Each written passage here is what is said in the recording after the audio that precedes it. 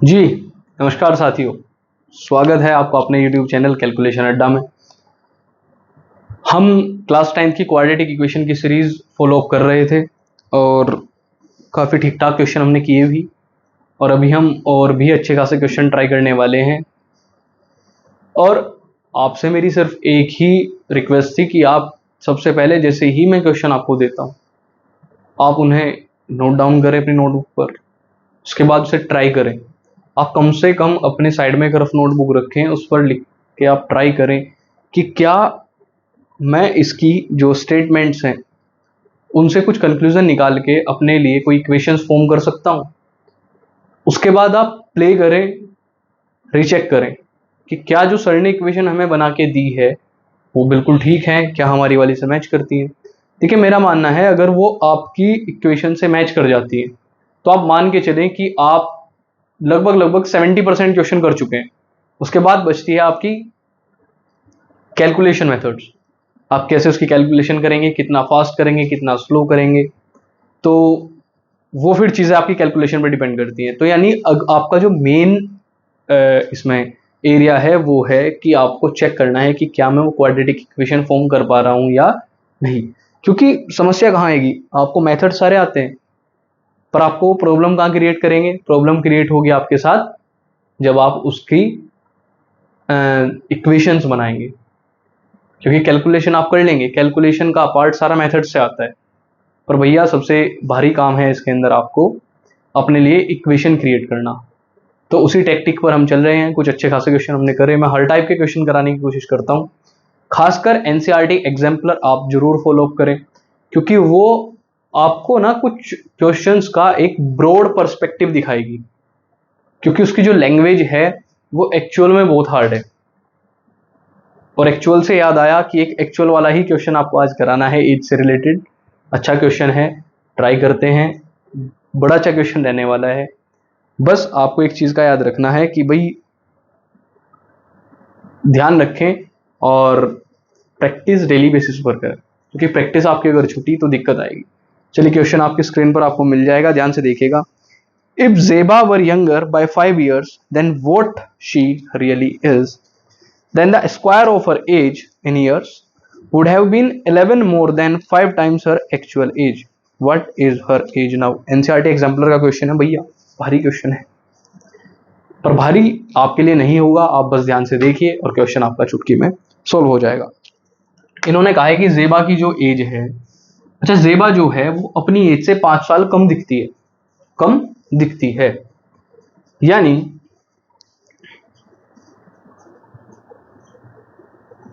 उसकी actual as है कितनी। लेट द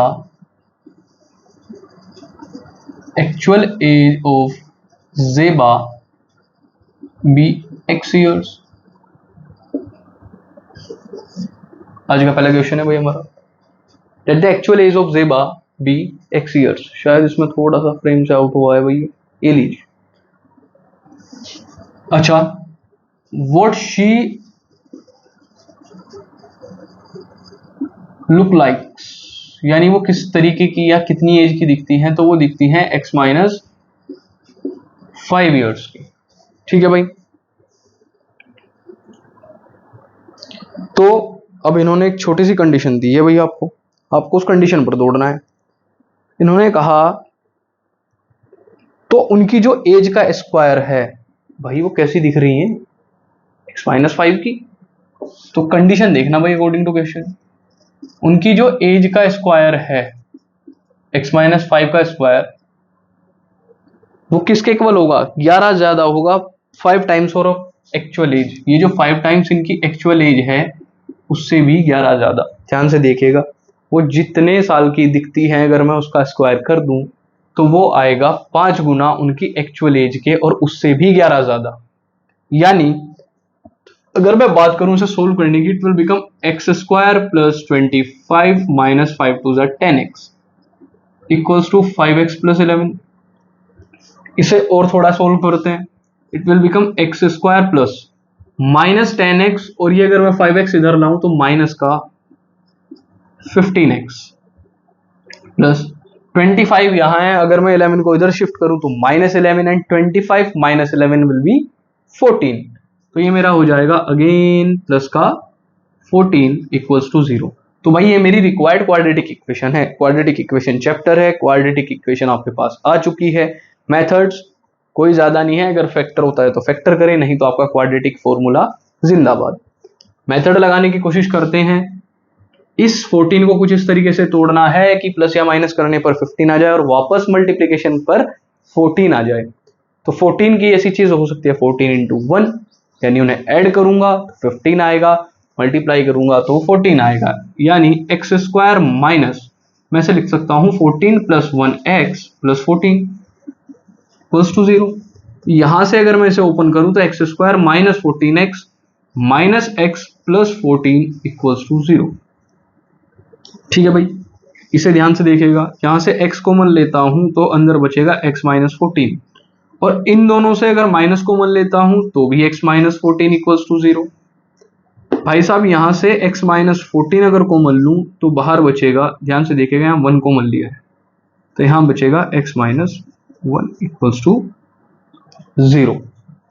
ठीक है भाई, अब क्वेश्चन में थोड़ा सा और आगे बढ़ते हैं तो हमें यहां के पता लगेगा दैट x माइनस 14 0 रहा होगा या फिर आपका x माइनस 1 0 रहा होगा।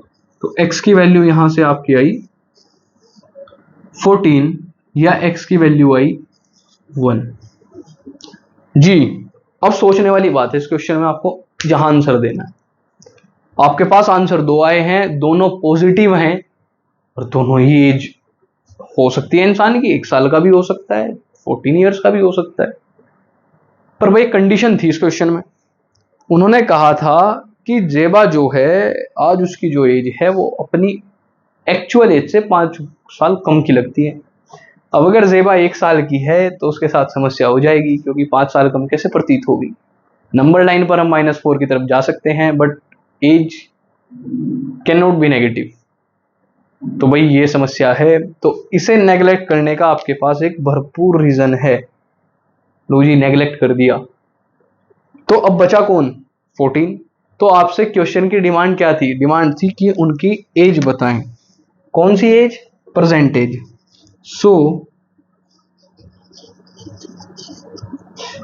Present age of Zeba is 14 years. अच्छा जी, अगर वो इसमें पूछ लेता कि वो कितने साल की प्रतीत होती हैं, वो जैसा 14 साल की हैं, अब वो दिखती कितने साल की हैं, तो आप उस 14 से 5 माइनस करते, तब आप बताते that she actually looks like कितनी ऑफ 9 ईयर्स। तो इतने साल की जेबा दिखती हैं और उनकी एज है 14 ईयर्स। एक बार दोबारा समझ लीजिए, उन्होंने कहा था जो जेबा है, जेबा जो है उसकी जो भी एज है उससे 5 साल कम की दिखती है। अब हमने मान लिया कि चलो जेबा x साल की हैं और वो दिखती है x माइनस 5 ईयर्स की। कंडीशन ने कहा था तो अगर आप उसकी एज का यानी उस वाली एज का स्क्वायर है वो किसके इक्वल आ जाएगा? 5 times of her actual as plus 11, यानी 11 ज्यादा उसकी एज के 5 गुना के। कंडीशन रखी, कंडीशन थोड़ी सोल्व करी, एलेबोरेट करा, उसे क्वाड्रेटिक इक्वेशन फॉर्म करने की कोशिश करी और आपके पास एट लास्ट जो आपका रिजल्ट है वो निकल के आ गया। आप इसका एक बार स्क्रीनशॉट लें, क्वेश्चन आपको स्क्रीन पर मिल गया था।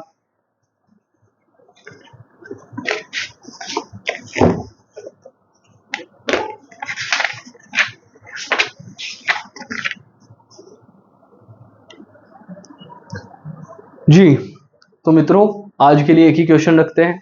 आप इस टाइप के क्वेश्चंस के RD शर्मा से प्रैक्टिस कर सकते हैं। 4-5 क्वेश्चन इस टाइप के मिले तो आपको लैंग्वेज समझ आ जाएगी। और भैया याद रखिएगा, CBSE इसी के इर्द गिर्द घूमता है।